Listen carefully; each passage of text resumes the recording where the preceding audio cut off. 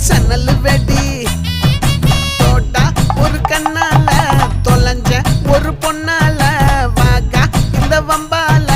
வல விரிச்சிட வந்தாளே பார்த்து வளைச்ச தேக்கு ஓம் பட்ட உடம்பு சோக்கு இன்னும் குறும்பு மூக்கு கொஞ்சம் ஓய்வை கொடுத்து தாக்கு